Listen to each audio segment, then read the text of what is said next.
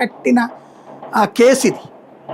కాబట్టి సిఐడిది కరెక్ట్ అయితే కనుక స్కిల్ డెవలప్మెంట్ కరెక్ట్ అవ్వాలి, అప్పుడు పెట్టినటువంటి అమరావతి మీద కేసు కరెక్ట్ అవ్వాలి.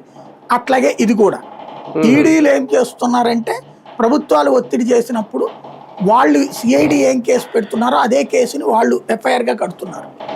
వాళ్ళది ఈఎఫ్ఐఆర్ ఏదో అంటారు, ఈసీఐఆర్ ఏదో అంటారు, ఆ పేరుతో పెడతారు వాళ్ళు.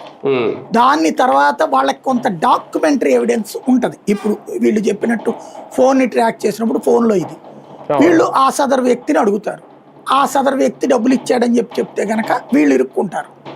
డబ్బులు ఇచ్చామని చెప్తే మాకు సంబంధం లేదండి అన్నారు అనుకోండి, వాళ్ళని కొట్టి తిట్టి విచారించే అధికారాలు ఈడీకి ఉండదు. డాక్యుమెంటల్ ఎవిడెన్సే. ఎవడైతే ఎవడి దగ్గర అయితే ఈ నోటు అని వీళ్ళు చెప్తున్నారు నెంబరు అయితే పెట్టాడని, ఆ పర్సన్ కి సంబంధించిన ఆర్థిక లావాదేవీలు చూస్తారు. అతని బ్యాంక్ అకౌంట్, అతనికి తోడున్నటువంటి డైరెక్టర్ల బ్యాంక్ అకౌంట్లు, వాటిట్లోకి ఏమైనా డబ్బులు పడ్డాయి ఇట్లాంటివి చూస్తారు.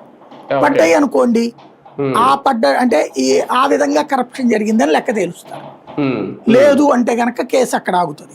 అయితే ఈ లోపుగానే ఈ పాయింట్ ని ముందుకు తీసుకొచ్చారు. ఓకే సార్, ఇదే కేసులో ఓకే ఇది ట్రాన్స్పోర్ట్, కానీ లిక్కర్ కేసులో చెవిరెడ్డి భాస్కర్ రెడ్డికి సంబంధించి కానీ ఇంకొకరికి సంబంధించి కానీ ఇదే ఈడీ చెప్పింది గతంలో వీళ్ళు కూడా ఇలా కార్లో డబ్బులు తీసుకొచ్చారు, వాటిని కూడా ఎలక్షన్ ఖర్చు పెట్టేశారు. ఇప్పుడు ఈయన కూడా కార్లో అదే హవాలా ద్వారా డబ్బులు చేశారు, అది కూడా ఎలక్షన్లో ఖర్చు పెట్టేశారు. అంటే దేనికి ఆధారం దొరకట్లేదా, లేదంటే ఆధారాలు లేవు కాకపోతే